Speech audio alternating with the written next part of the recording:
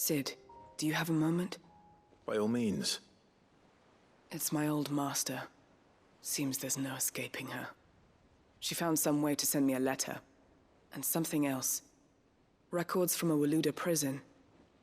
Seems they were keeping a lot of bearers there. How did she come by such a thing? Finding bearers always was her strong point. And it seems the cells of Balmung Dark are full of them. Foreign captives, the masterless. Bearers no one would miss. And even better for her, bearers with no one to look after them. When ether started lapping at the walls, the jailers fled. Leaving the bearers to be liberated by whoever happened to come along next. Sid, I'd like to believe that I've earned your trust by now. And while I'm well aware that you've forbidden Cursebreakers from traveling to Waloed, I can't let those bearers die in their cells. I'd rather risk shipwreck on the Shadow Coast than leave them to starve. We'll be needing the Enterprise if we're going to navigate the Narrow. Does that mean... I'm making an exception, but we travel together. And we stay no longer than we have to. Ash is an inhospitable place at the best of times. We save as many as we can, and we leave. Thank you, Sid. There was a name in the prison register. A name from my past. Chadwick. Another of my former master's protégés. A gifted soldier, and the closest thing I had to family. The thought of him held captive in that place. He must be very important to you. He was. Is. Then we find him. The entrance to the prison lies in the shadow of Ravenwit Walls, just beyond the portcullis. We should head there as quickly as we can. I only pray there are still bearers alive to save. As do I, Doris.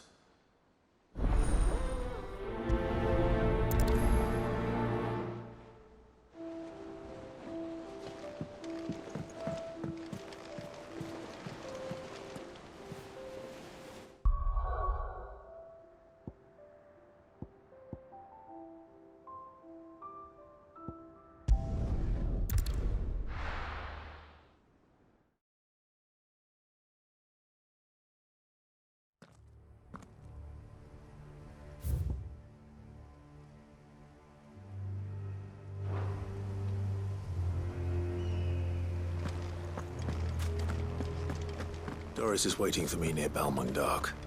The longer she's out in the open, the more likely she is to be found by a Kashyyyk. I need to hurry.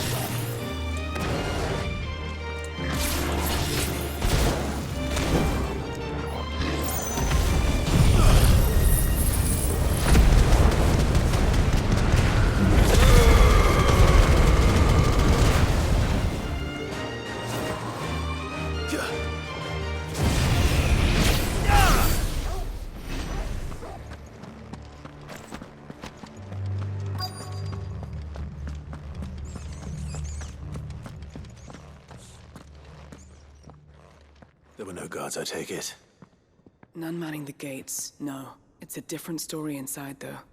The corridors are crawling with Akashic. Most likely guards left behind when the Wardens ran.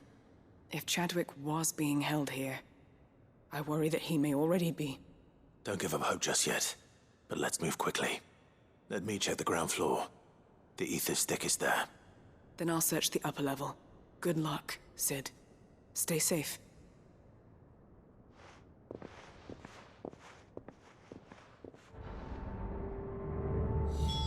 Just how bad are the floods inside the walls? Bad enough to turn a bearer? I hope not. We're risking a lot just being here.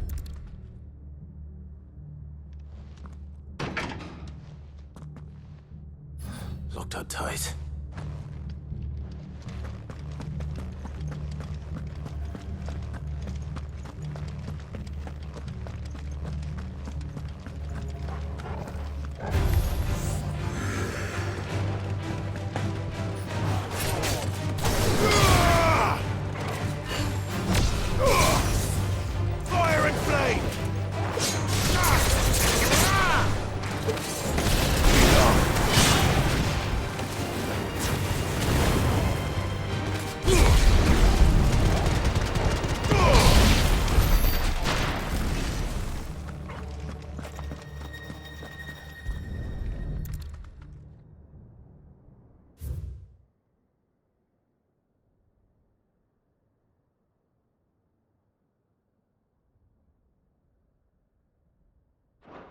So this place was no ordinary prison. And I doubt they'll have taken the creature with them when they fled.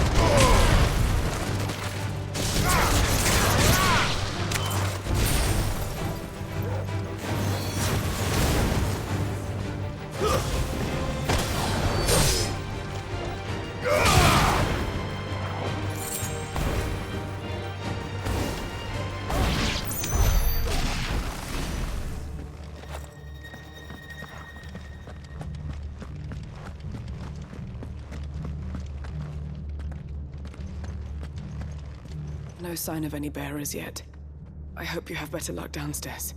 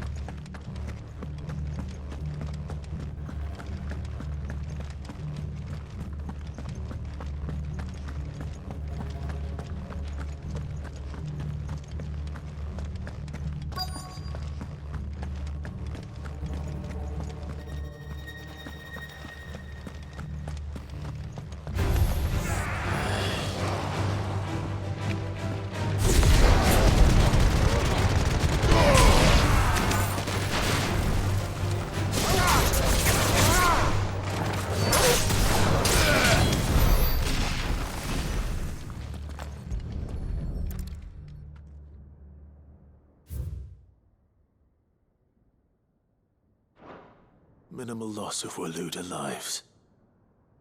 And what happens when they run out of bearers? Even the Imperials take better care of their branded than that.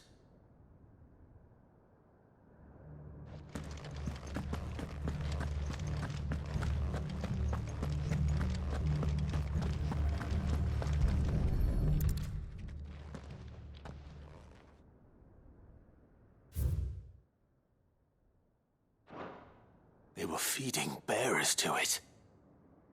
This is even worse than I'd feared. Nothing but a Akashic down here. Hopefully things are looking better upstairs. I should go and see how Doris is getting on.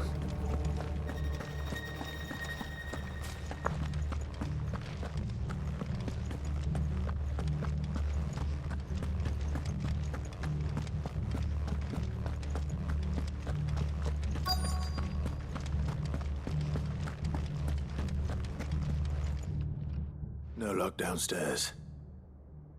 But I did find out that this place was more than just a prison. Something far more sinister was happening here. I know. I've been reading some of these documents and... it can't be true, can it?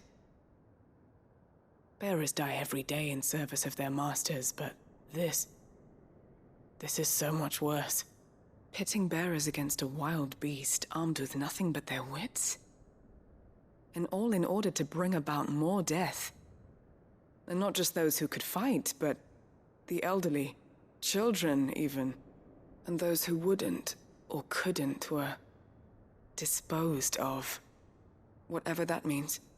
I'm afraid it means they were fed to the monstrosity they kept here. Then we're too late. And I was a fool to bring you here. Don't say that. Did you find anything else? A key. But it doesn't fit any of the locks on this floor. Perhaps it will fit one of the doors downstairs. There's a corridor I haven't searched yet. Finish up here, then come and find me when you're ready. All right. I'll be there in a moment.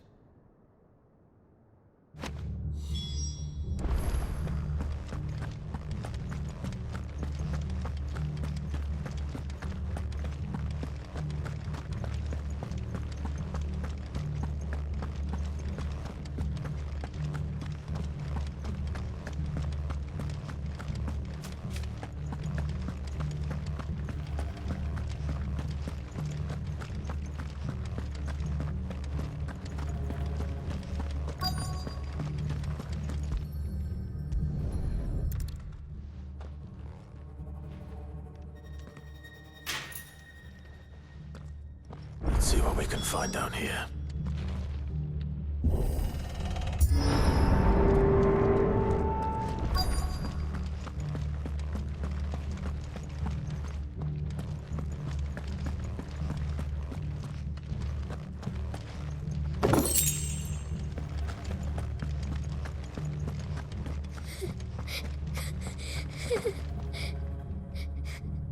A survivor.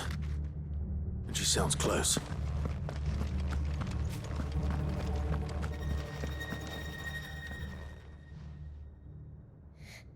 Who are you? There's no need to be afraid. Are you alone? Are there any other survivors? Some of the guards. They're still here. But something's wrong with them. Everyone else was eaten by the monster. Of course there were. Thank the Founder. It was worth our coming. But I'd rather we didn't linger. Are you ready? Ready when you are. You poor thing. He must have been terrified. Did Chadwick send you? What? He fought the monster. Distracted it so I could run away. He must have sent you. He promised to free the others too. Where is he? He opened your cell, didn't he? He wouldn't be here otherwise. Chadwick.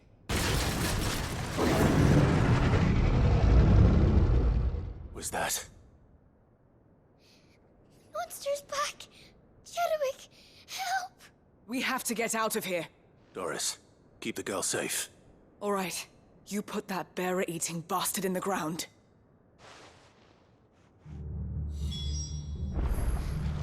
We have to run. It's out there waiting for me. I can't let it live. Not if it's got a taste for bearers.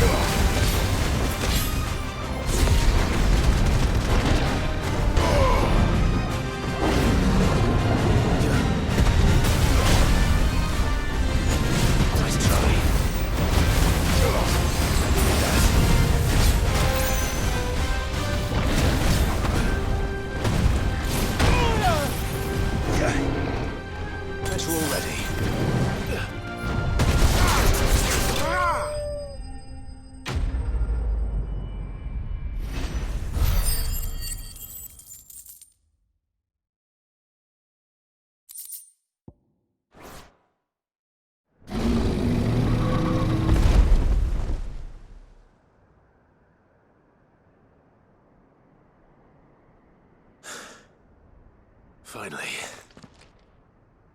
Sid, are you hurt? I'm fine.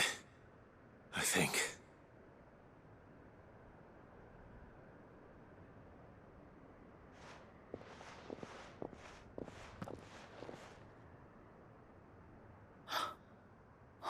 No.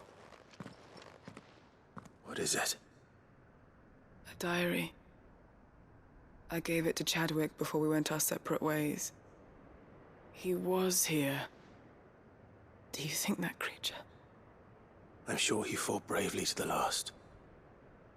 The girl is safe thanks to him. Chadwick. You fool. Come on. We have to get her back to the hideaway. We don't want his sacrifice to have been in vain.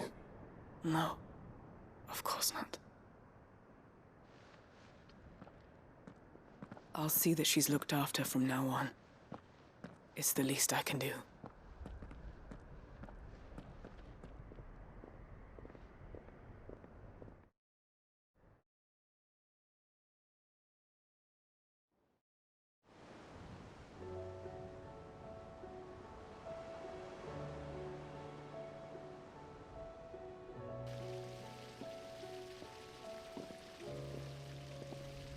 From what I hear, you've barely left the girl's side in days. I hope she's recovering from her ordeal. She is. Slowly but surely. She's far tougher than she looks. I thank the flames we found her. If we hadn't... I know. But we did. I'm sorry we weren't able to save Chadwick. There's no need to apologize. Without your help, I would never have found out what happened to him. How he fought to the bitter end to save her. To save Haida Marie. That's the man I remember. The man I thought of as a brother. I wish I could have met him. I'd like to hear more about your past. If you don't mind, that is. Of course. You already met my former master. She trained Chadwick and I to do two things. Kill and obey. We were supposed to be sold to the highest bidder when the time came. But no bid was ever high enough to convince her to part with us. For years, we were her daggers in the shadows. But we could never quite shake our doubts about the things she made us do. And then, one day, we just couldn't do them anymore. So we escaped. But staying together was out of the question. They would have found us too easily. After so many years of training, the pull to serve was always strong. It scared me to think he might have taken another master, become a dagger in someone else's hand. But even in captivity, the battles he fought were his own. And he died not as someone's tool, but as a hero. Haida Marie is proof of that. Bearers can cast off their shackles. And the Cursebreakers will show them how. I'll fight until my dying breath to see it done. For Chadwick, and for all of us. Thank you, Doris. We'll be counting on you.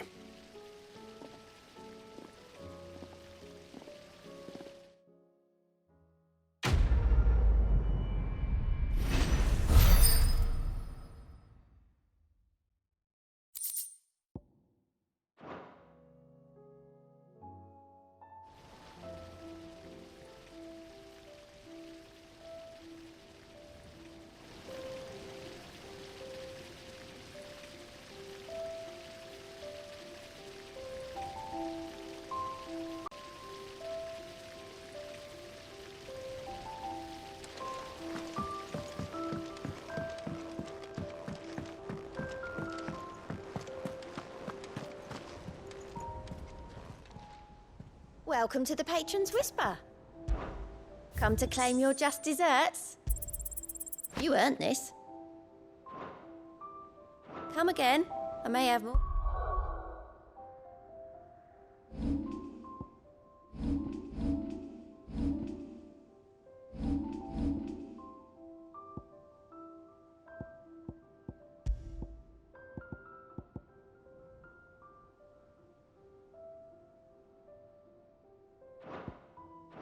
For ya.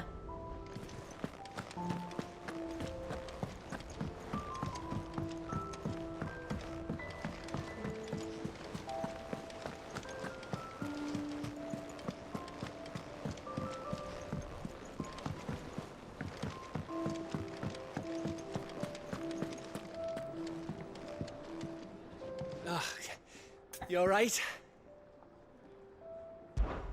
Something troubling you? No more than usual. It's just... Eda's baby will be coming soon, and I wanted to make something for it. I'm sure she'd like that. Back in the north, families would always make gifts when a bairn was on the way. Yeah, let the little tykes know they were welcome in their new homes, like. So, what's the problem? Well, the problem is that Eda's due any day now, and I don't know if I'll be ready in time.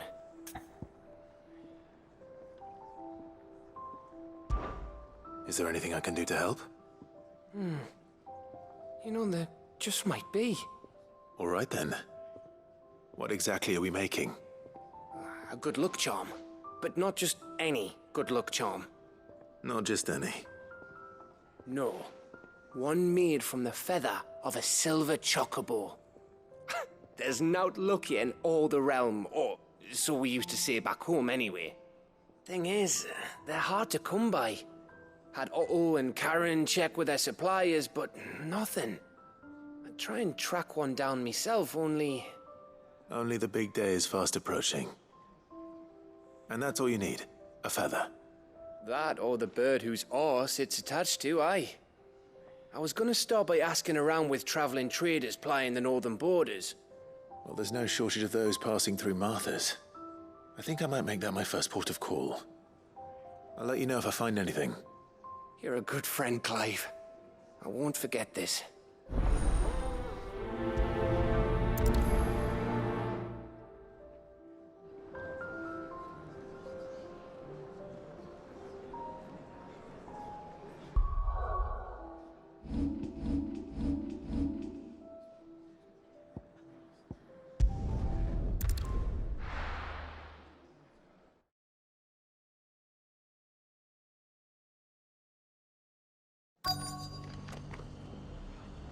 Let's hope one of the merchants here has what Gav needs. Excuse me. I'm looking for something. Oh, well, then I'm your man. A silver chocobo feather. Oh, or maybe not. Though you're not the first to mention the bird around here. There was a man stopped by the rest not long ago claiming he was attacked by a silver chocobo. Near some gutted hovel not far from Eastpool. Most took him for a braggart and a liar, but who knows?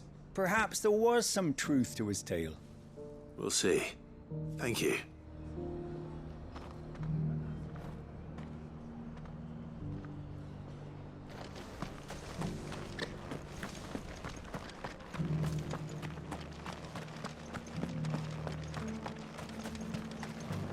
Anything catch your eye?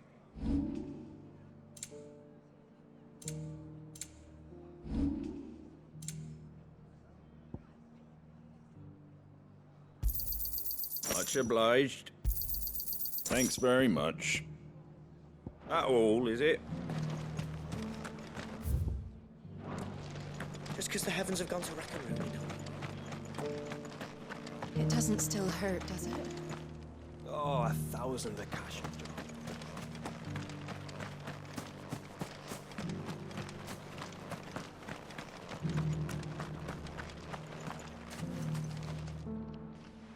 Can I help you with summit? You wouldn't happen to sell silver chocobo feathers, would you? I deal in fruit, not fancies. But if it's fancies you're after, I suggest you try Rhiannon's ride. Was a silver chocobo seen there? Oh, yes. If you believe the ravings of a madman. It wouldn't be the first time.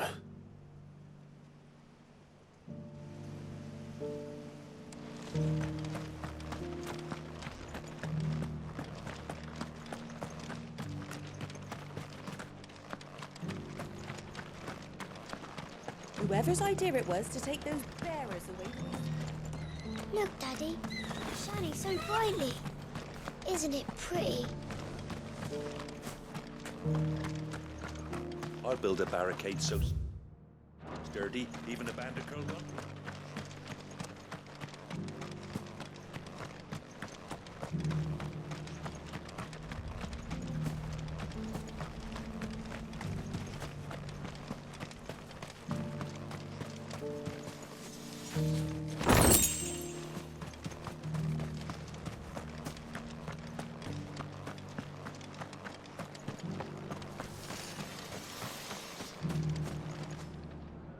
How do, traveller?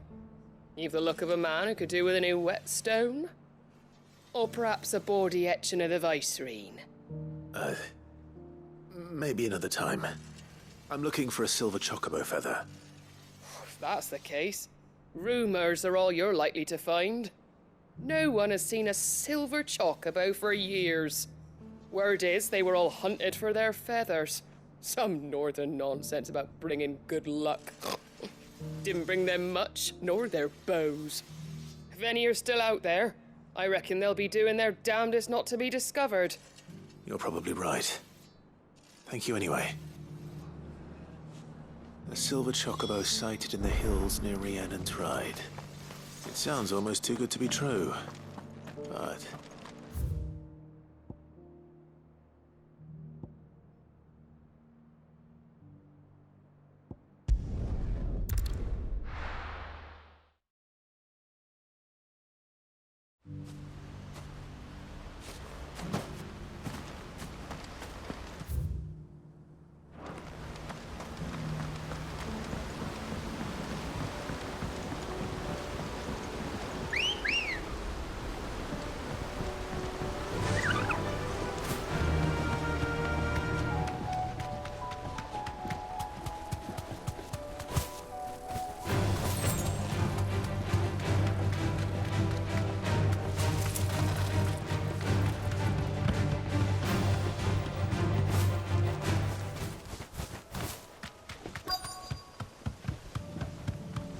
Tracks.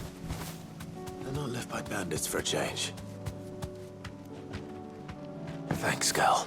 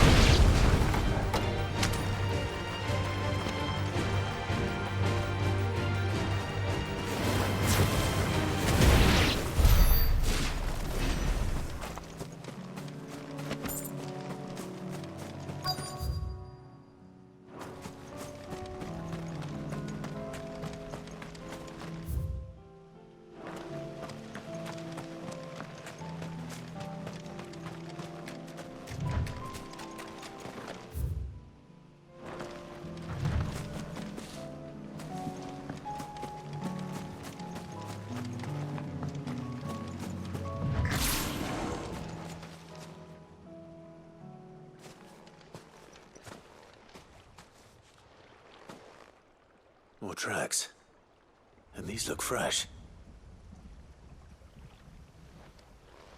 The chocobo was here. And recently. Perhaps it still is.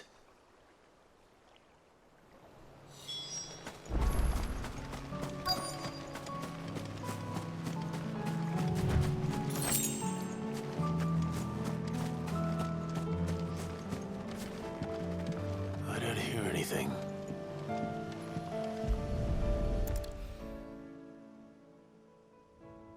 Well, I'll be damned.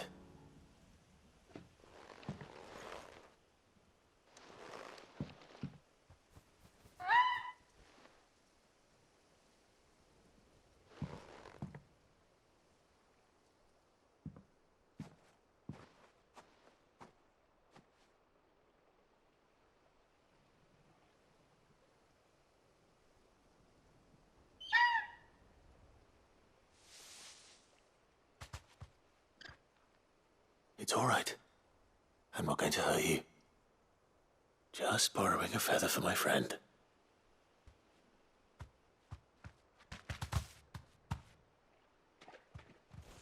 Thank you. Let's get this back to Gav before they change their minds.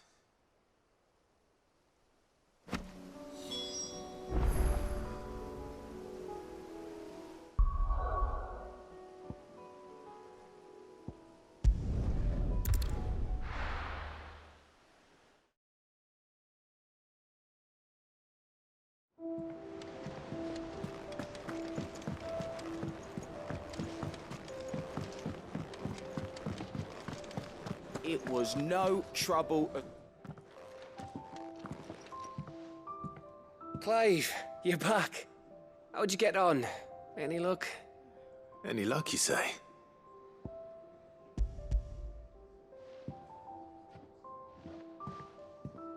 Crystals crack. Is this what I think it is?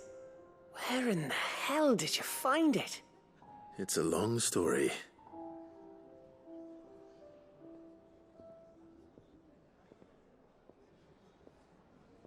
Right there on the road to Eastpool. Who'd have thought it? Everything up there's been abandoned for years. The empty cabin made for the perfect shelter. Though I fear my presence may have forced the poor creatures to look elsewhere. Don't blame yourself, Clive. The Blight's right on Eastpool's doorstep. They'd have had to move on before long, even if you hadn't have turned up. They'll find a new home. Trust me. After all, that's what us endangered animals do. Anyway, what matters is, you managed to nick us one of their quills before they could run off. And now all that's left is to fix it to the carving. I didn't know you could carve. Reckon there's a lot you don't know about me. Like the fact I'm as good with a whittling knife as I am with a sword.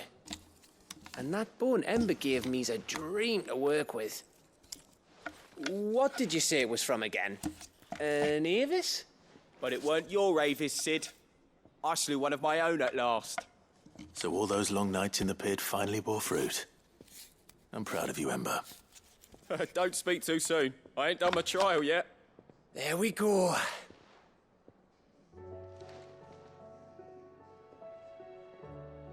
What do you think? I think if you ever hang up your scouting cap, you'll be able to make an honest living. Oh, will I? I should go and see if Ed is awake. Give it my best. You can give it to yourself. Come on.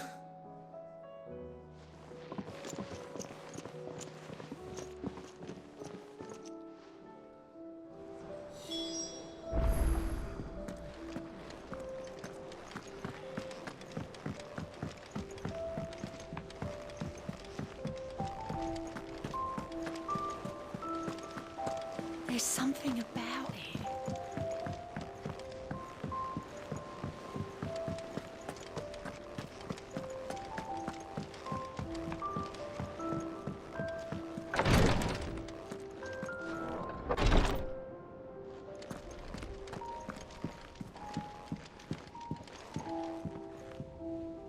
Ah, me lords. How are you feeling? Well, thank you.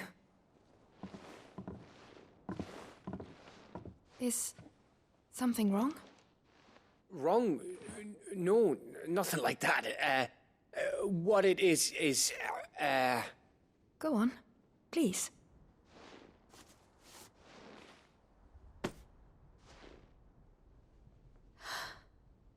It's beautiful. Did you make it? We did. Aye.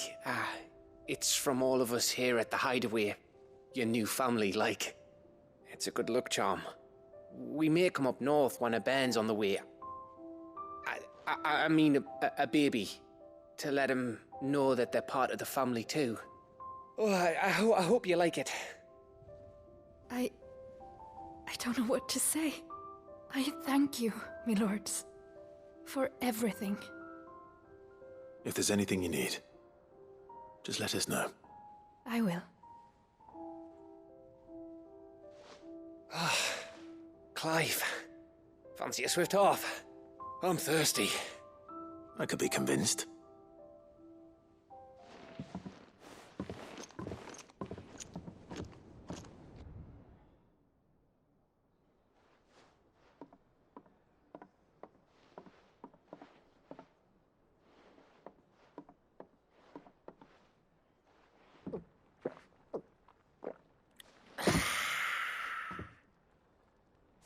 Don't you think you've had enough? No, we're celebrating. I'm gonna be a father. I think Edda might have something to say about that.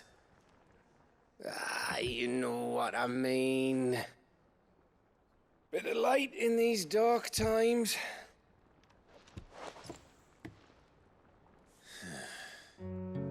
Wasn't long after me 10th name day. My mum told us she was with child again. I was over the fucking moon. I was looking forward to having a little one to lord it over, what with me being the runt of the litter. Thought I'd finally have a chance to prove to the world that I could be a big brother. Imperials came the day she went into labour. Had myself a baby sister, and then I didn't. Me whole family gone in a blink, while I hid in the cellar like the spineless little arsehole I was. Great brother I turned out to be.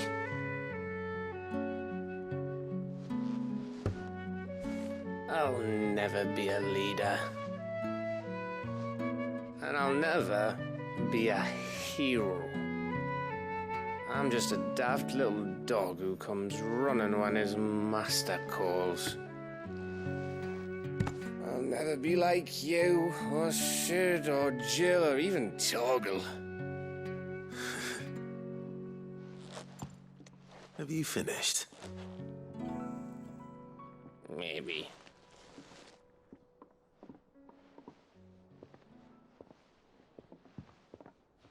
Do you know why you're our best scout? Yeah. Because you don't need anyone to hold your hand. Without your resourcefulness, your courage, your determination, I don't know where we'd be. Maybe hanging off a cliff like, That was only the once. Exactly. You learned from it. And here you are after Founder knows how many missions, stronger for everyone. And let's not forget Rosalith. Who was it who freed me from the dungeon? Who was it who ran to Jill's rescue? That would be me. Because you're our brother, Gav. My brother.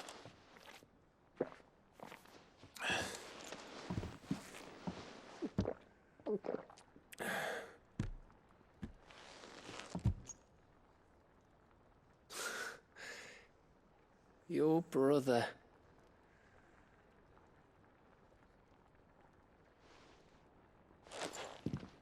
Which means that when the time comes, I get your room. And your sword.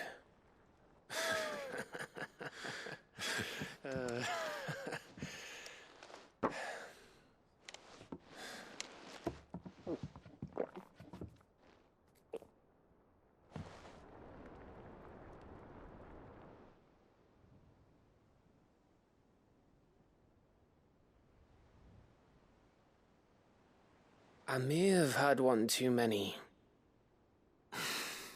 You may have had 10 too many. I said I was thirsty. Better get back to work anyway, after I walk this off. Clive? What is it? Thanks for, you know. I know.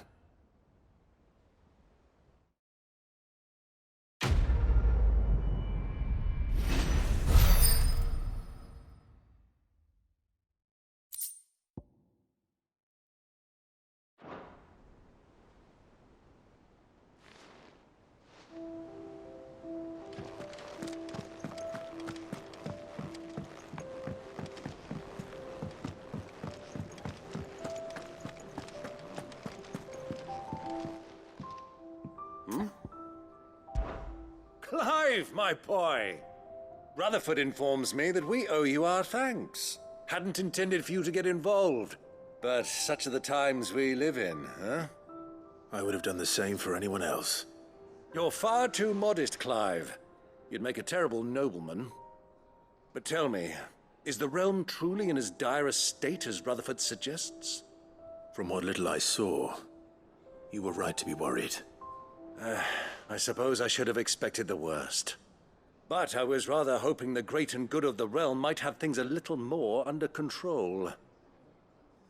Alas, it seems that firm leadership is in short supply these days, and without it, the people are bound to lose their way. We must move quickly. But where do we start? True, the challenges that face us are many. But in my estimation, there are two key areas to be addressed before any other. The realm's armies and her larders. As you've seen firsthand, it's every man and woman for themselves out there. Certain cities have banded together to try and maintain some semblance of order, yes, but such cases are few and far between. And yet, the only remedy for the chaos that faces us is unity. A unity that transcends even the borders laid down by our ancestors. In short, if Storm does not stand together, she will fall apart. But how would one even begin to unite the realm? The armies, my boy. As I told you already, we begin by restoring order among the ranks of those sworn to maintain it. Sadly, I doubt I could convince even the lowliest gaggle of privates to dig a latrine together. But I do know someone the High Commanders have been known to listen to on occasion. Field Marshal Eugen Havel. I thought he was retired. He was, until an Akashic army tore through Randalar and killed most of the rank and file. There is no man alive more capable. Literally. And as luck would have it, I've already spoken with him on the matter. Of course you have. And he's agreed to help. On one condition.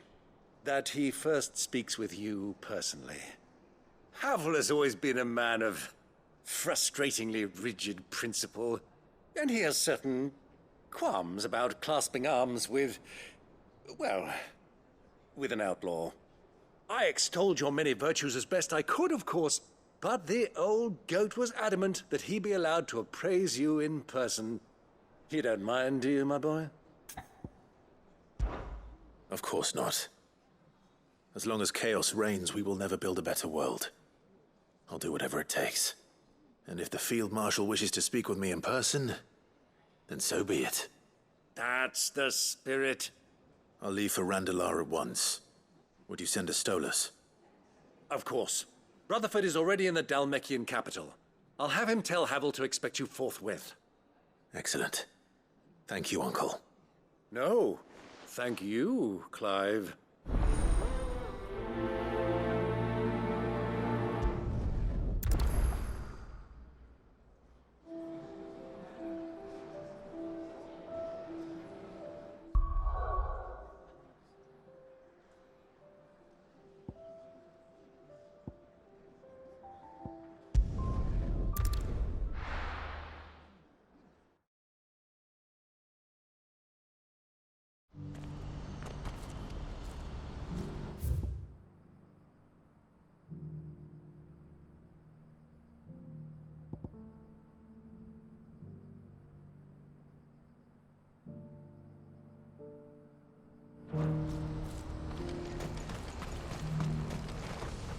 You won't find a finer array this side of the strait.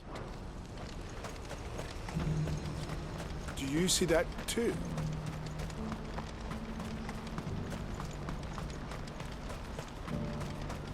Papa? What is it? Oh, please. Just make it stop. I'm scared.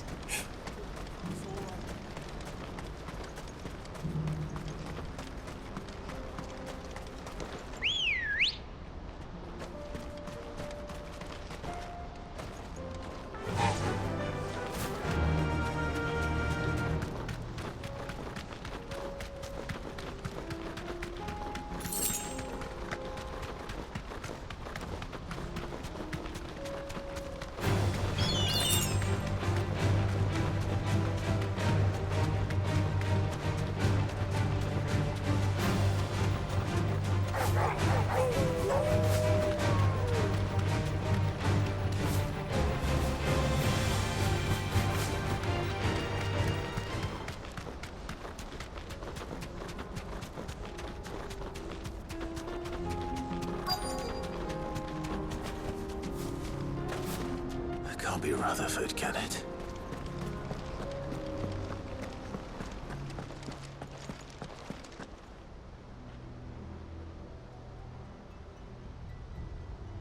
Turncoats and cowards, the lot of you! If it's a fight you want, it's a fight you shall have! Allow me. I don't need your... Please, Field Marshal, oblige him. This won't take long. You're right. It won't. Men, finish him.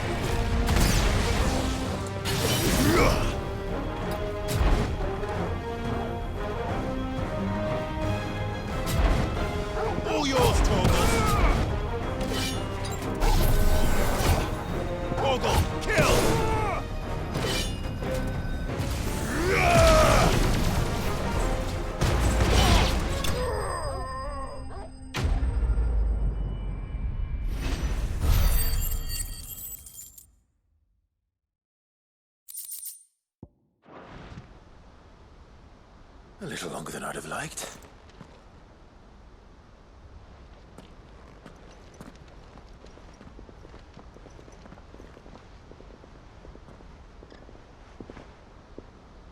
Field Marshal Havel, I presume.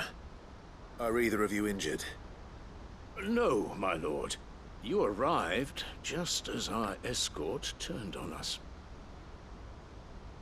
Fucking traitors! I'd heard reports of soldiers in the outlying regions abandoning the oaths they swore. But I hadn't thought the corruption had reached so close to the heart of the Republic. It's a fucking disgrace.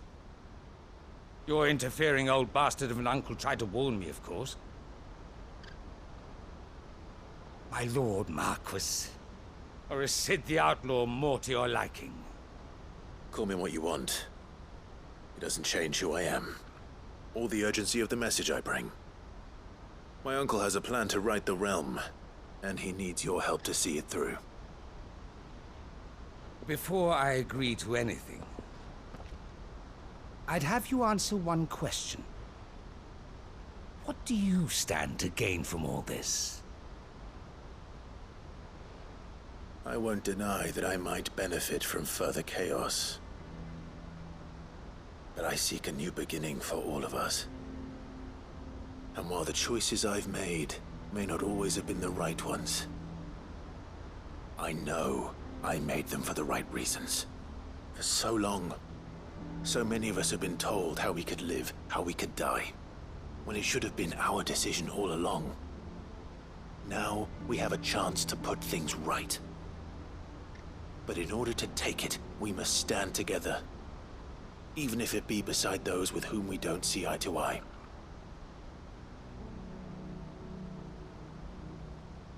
Certainly not the words I expected from an outlaw. But perhaps your uncle was right.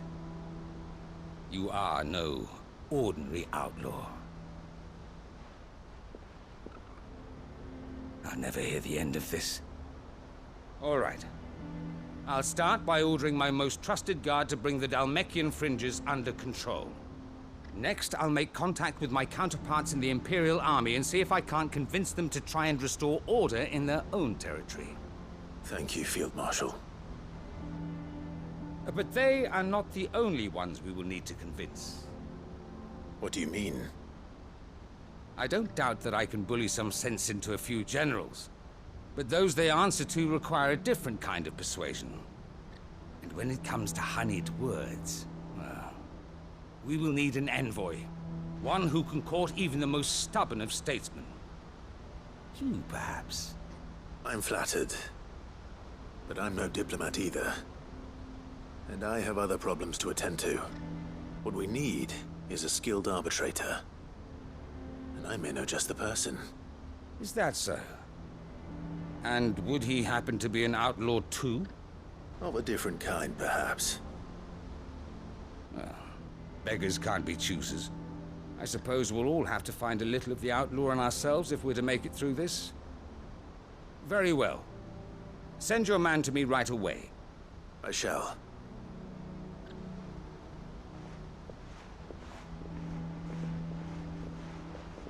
My Lord Marquis. Your Lord Uncle bade me escort the Field Marshal to his manor in Port Isolde. And I will see that my associate joins you there. Very good, my lord.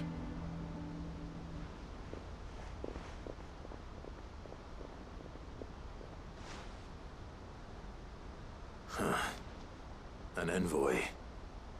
I'm not sure I'm the man to talk anyone round. I can barely convince my brother to take his medicine. No. This is a job for someone with experience. Someone like Quentin. I hope I can convince him at least.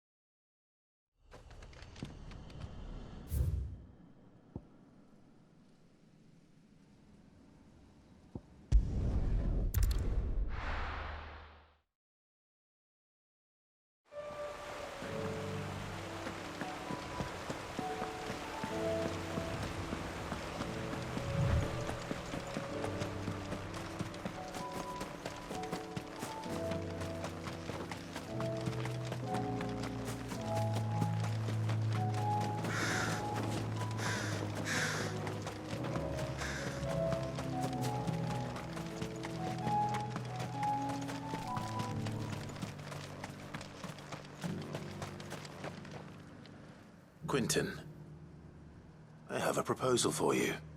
Do you now?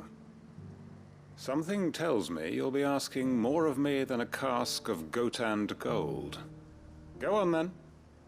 Propose.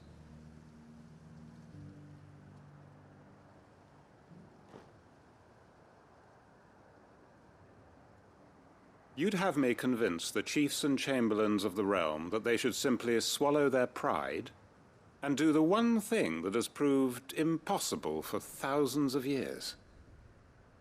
Was there anything else? Perhaps I can fetch you a meat pie as well.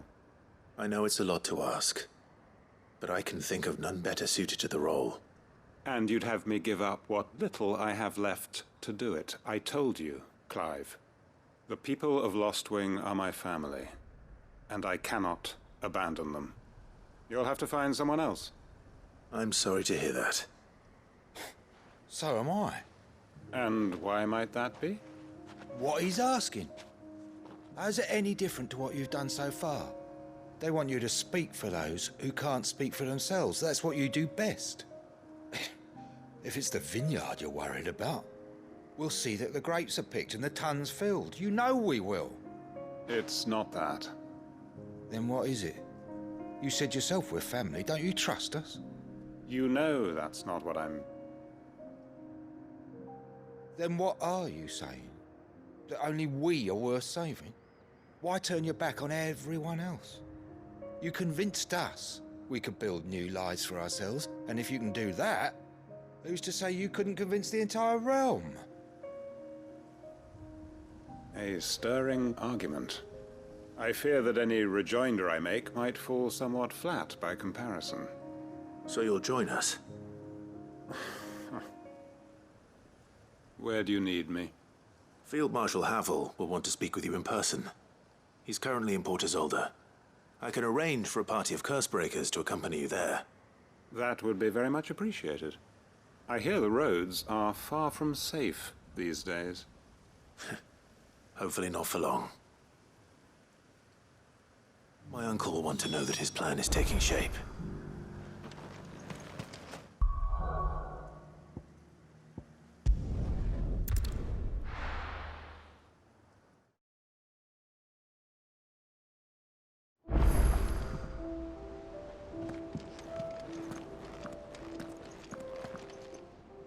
Uncle, I bring good news. The Field Marshal has agreed to your plan. Ha! Of course he has. I didn't doubt you for a moment, dear boy. Rutherford is accompanying him back to your manor in Port Isolde as we speak. They will await your return there. As will one other. One other? Who, exactly? Lord Havel was concerned that even if he could get the realm's armies to agree to an accord, he might not be as successful in convincing those with political power. He asked if I might have a solution, and I suggested a certain Imperial Lord Magistrate turned Liberator. One of your co-conspirators? Master Quinton would probably call me one of his, but yes. Another outlaw, then. Just the thing we need to put these rotten politicos in their places. Good thinking, Clive. I'm glad you approve. The more the merrier, eh? Uncle, assuming Havel and Quinton can solve our problem with the armies, you still haven't mentioned how we might manage the grain shortages. Oh, don't you worry, my boy. The 7 high houses will be seeing to that. They have all agreed to make the most generous of donations. Oh, of course, it did take a little persuasion, but luckily I had some unexpected help. From who? Why, you, my boy. Rumor has it that you rescued the Lady Ariane's head steward Rockford from a horde of bloodthirsty bandits. It was more of a handful. Well, the old battle axe was so pleased. She had a shipload of talents delivered to my private docks by the next new moon. And when the other houses saw the parsimonious old crone's purse strings finally loosen, they as good as tripped over themselves in the rush to follow suit. I'm happy to hear it. Now, I must be getting back to the manor. Join us there at your earliest convenience, would you? Of course, Uncle.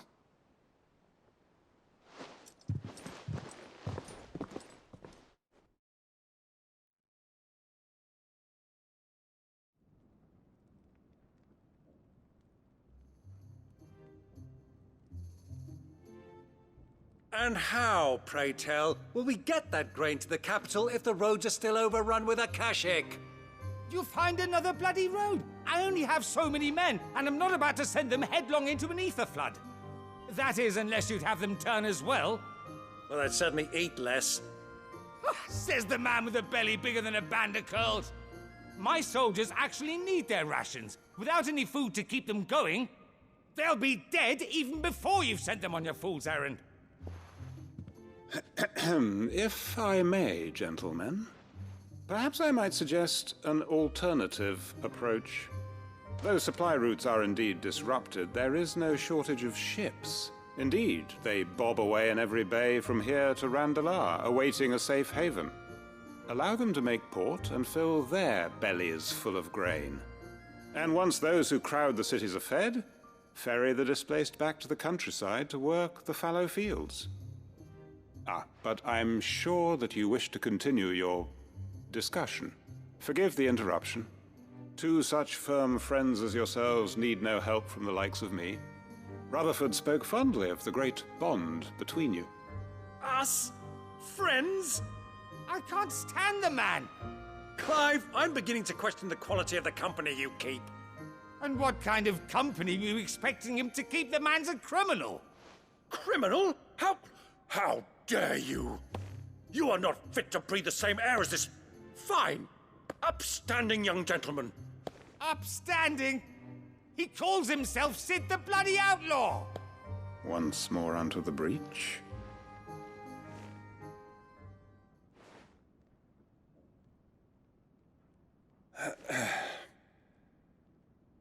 Shall we begin again?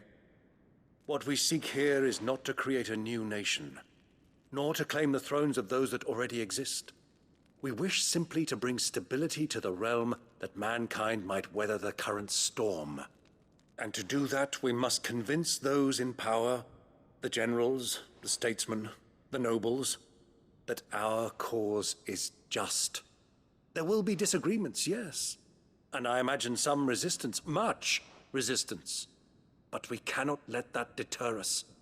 If we show them the path, show them that we walk it ourselves, then I am confident they will follow. The fate of the world lies in my nephew's hands, but the well-being of her people lies in ours.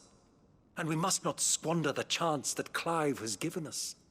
Uncle Byron, Now, with that settled, let's move on to the signing of the Accord. For what great moment in history hasn't been accompanied by a little ceremony?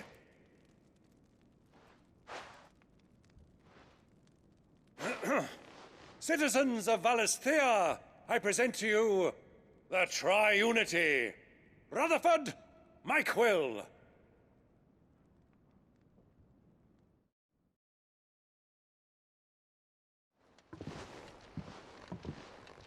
Well, my boy, the stage is set. That it is. This is the role you were born for. Now I ask only that you trust in the talents of your supporting cast. We shall play our parts to the best of our abilities, that you might have the opportunity to shine. The realm needs its Sir Crandall. And there is no better Crandall than you, Clive. I want you to keep this signed accord as proof of our faith in you. I will. Thank you, Uncle.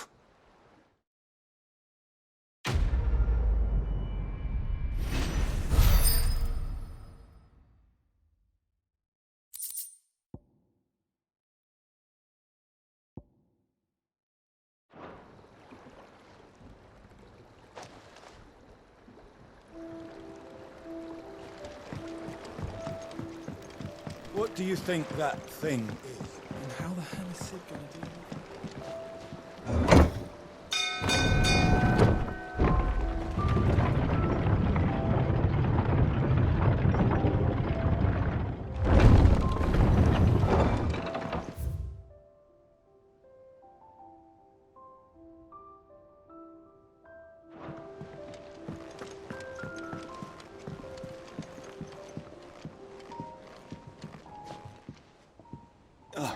Clive. Joshua, what's wrong? And don't say nothing. It's not nothing. I've received word from Cyril.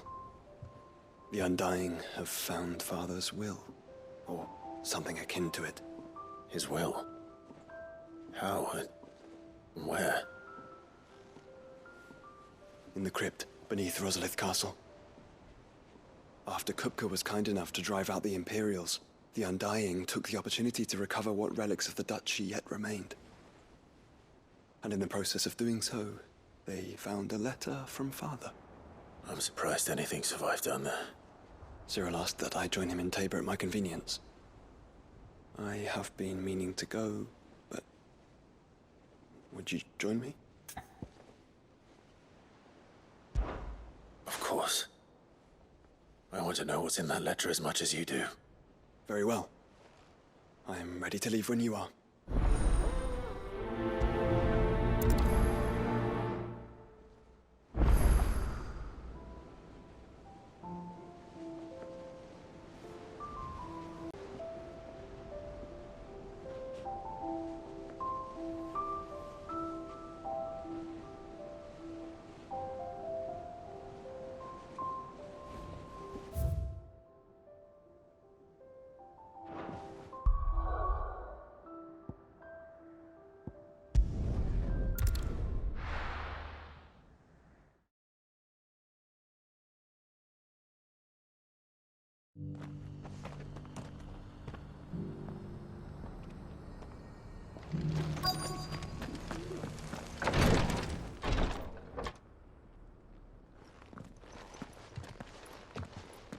Your Grace, my lord, I trust your journey was not overly onerous. Cyril, you found a letter from Father? Yes, I have it here.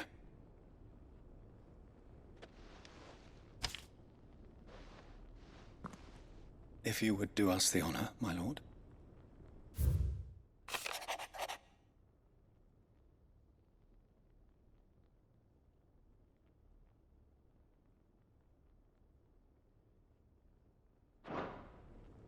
An inheritance. It would seem the late Archduke penned this missive shortly before his passing. The day before we left for Phoenix Gate. What are these plans he spoke of? His plans for the Duchy, Your Grace.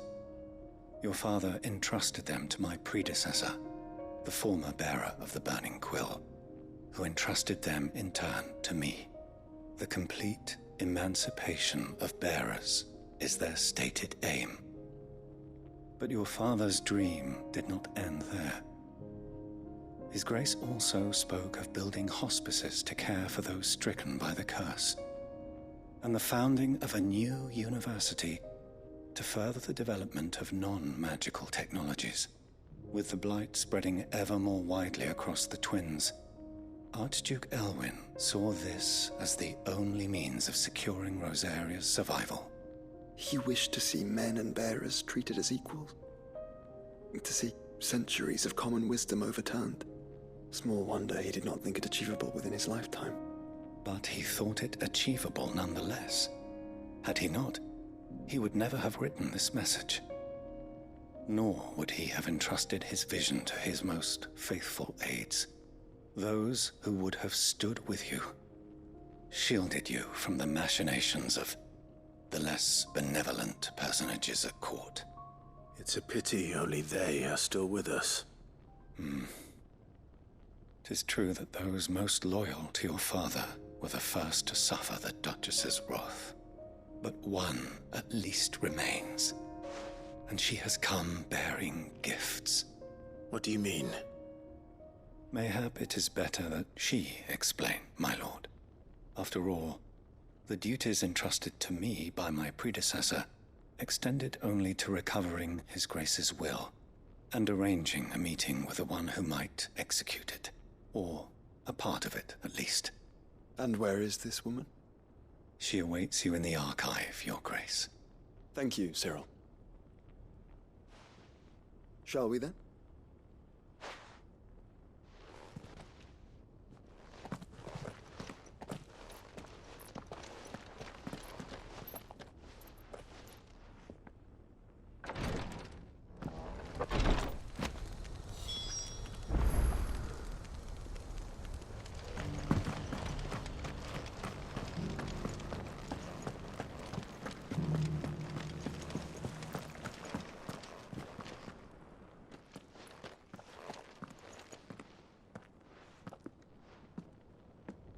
My lord, your grace. I hardly recognize you. I am Goditha, retainer of House Rosfield, loyal servant to the Phoenix and his shields. Your father, the Archduke Elwyn, entrusted me with the delivery of a gift. I only hope you can forgive my tardiness in bringing it to you. Lift up your head, Lady Goditha. You have our gratitude for your service to our house and to our father. I merely did my duty, as any proud Rosarian would. My lady, perhaps you could explain a little more? What exactly is the gift you bring? As I'm sure you know, it has long been the custom for the children of House Rosfield to be presented with certain keepsakes upon their coming of age. Indeed it has. Our father often spoke of the day when our turn would come. And had he lived to see it, he would have presented you with the treasures I bear. Matching armbands for you both. Alas, he did not live. Indeed, he was taken from us even before they could be completed. He had intended to claim the Heartstone with which each armband was to be finished himself, but it was not to be. And his gifts remain incomplete. I see. It saddens me to bring them before you, as they are. It was your father's wish that you be presented with the finished articles, not these works in progress. But with his grace long since gone, and the stone left unclaimed, I had little choice. You are grown men now, and his house is yours. And while I would not presume to insist upon your claiming the Heartstone in his stead, I know that nothing would have pleased him more than for you to do so. Thank you, Lady Goditha. What say you, Clive? What else? Of course, my lady.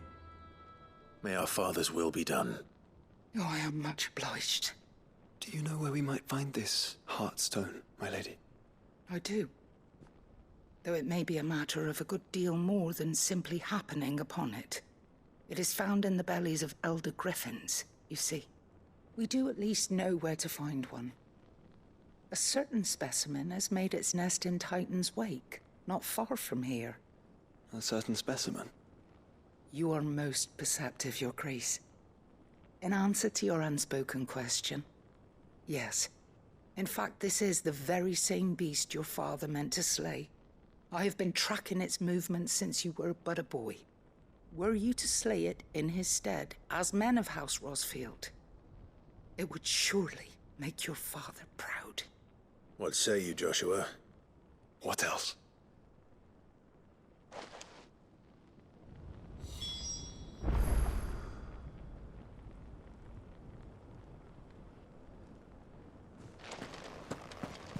Titan's Wake is to the south of here.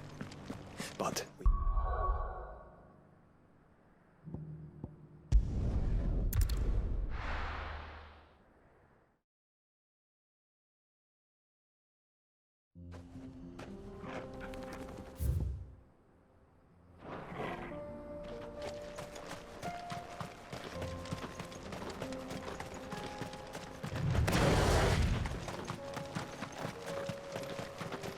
eyes peeled, Joshua.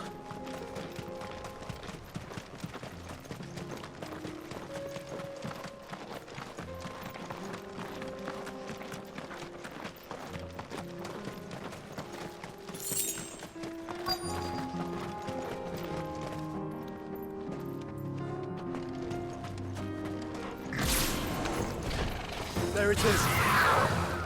For House Rosfield.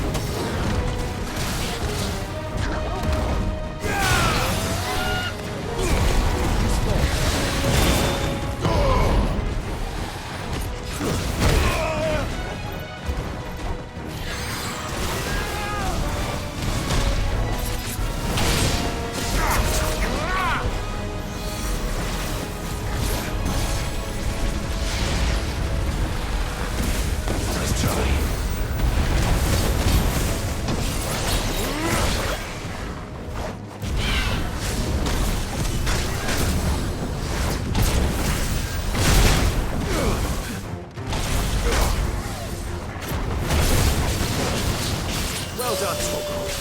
To me, boy! Bahamut!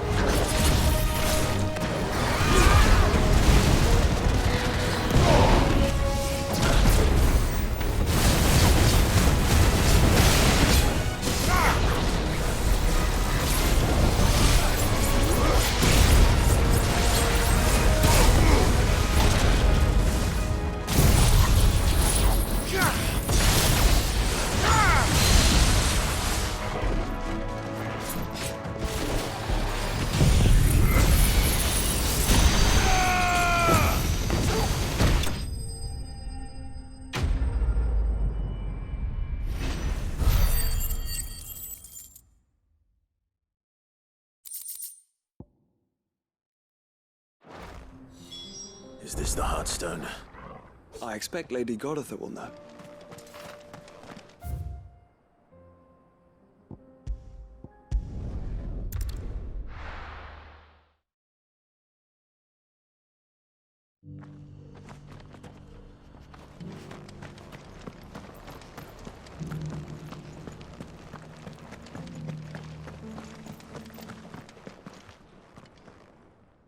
Thank the Founder you were safe.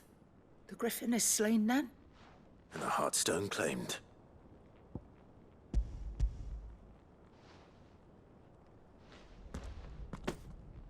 Yes. This radiant luster, like frozen flame, it is just as your father described it. Thank you, my lord. Your grace. Your father would be so proud. Lady Goditha, the lapidary is ready. Thank you, Cyril. I will be with him shortly. If you would excuse me, I shall have the stone cut and set forthwith.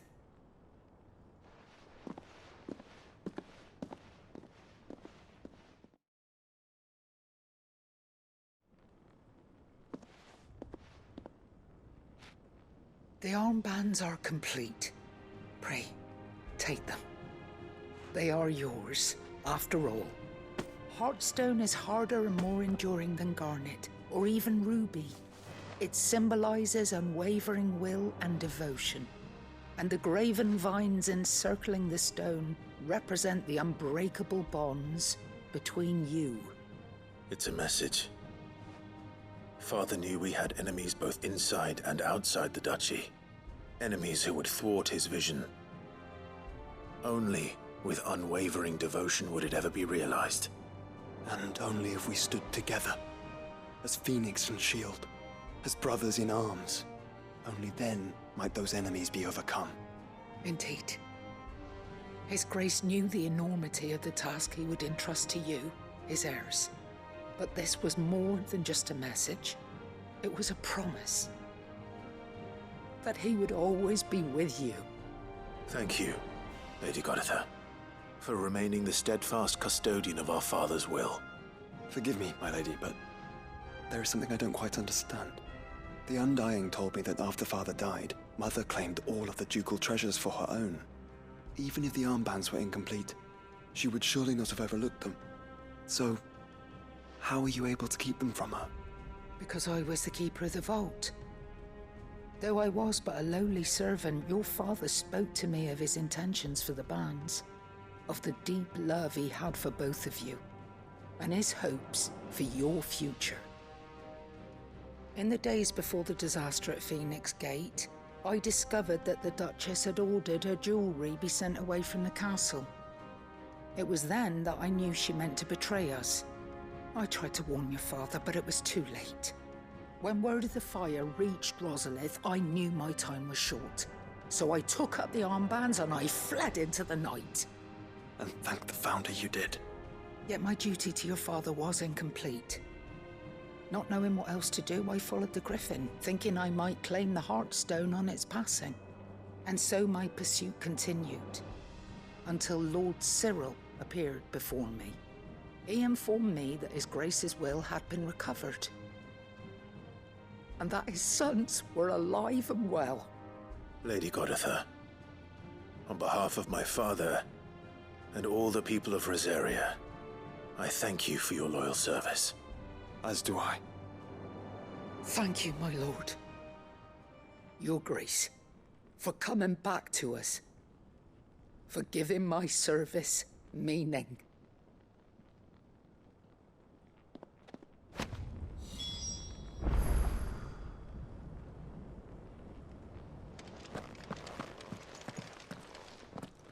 The bands suit you well.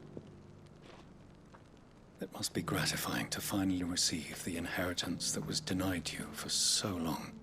It is. And we thank you for the part you played, Cyril. If you would permit me to play my part a little longer, might I suggest that you make your way to your father's memorial atop Hawk's Cry Cliff? Let him see that you have received his blessing, and that his vision lives on in you. I suppose it would be churlish not to. What do you say, Clive? Shall we pay Father a visit? I think we should. I was hoping to be able to offer him my thanks before we left for Origin. Your father's helm is enshrined there. It has been since the day we recovered it from Phoenix Gate. I prithee claim it, for it too is a part of your inheritance, and I do not doubt that your father would prefer it in your hands than perched upon some lonely rock. Thank you, Cyril.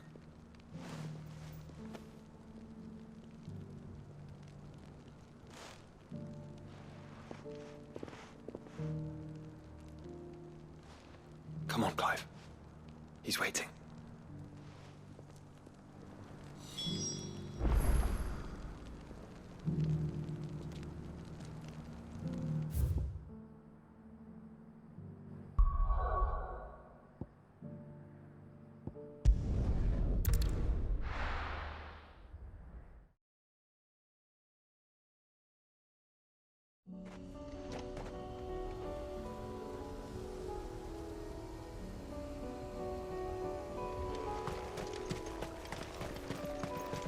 Unwavering will and an unbreakable bond.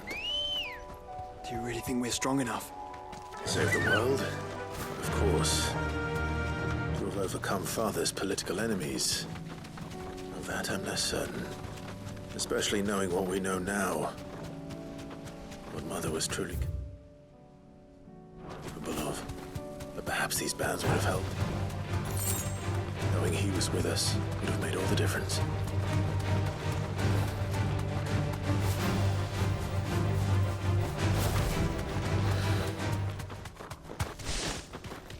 It's just back there.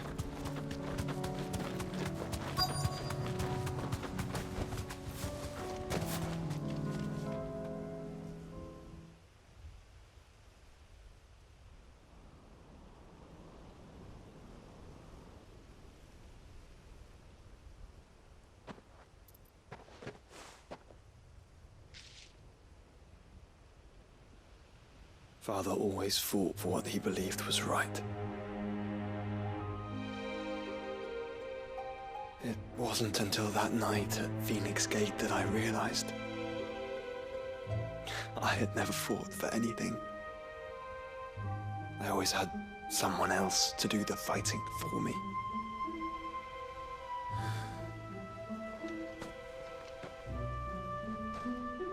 No matter how fate conspired against him, He never lost heart, never looked back, never stopped fighting. To me, he was the greatest of men. And I've been trying to live up to his ideals ever since.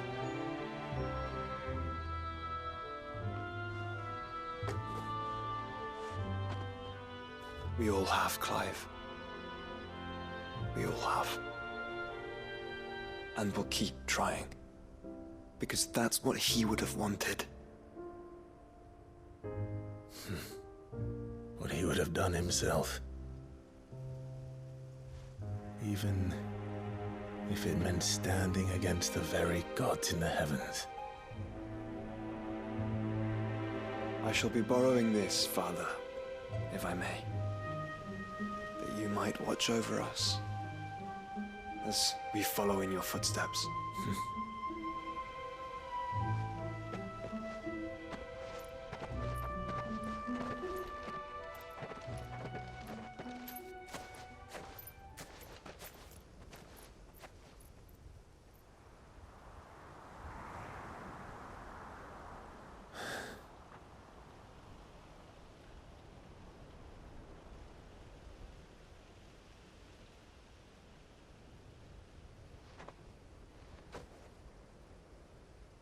We won't lay you down.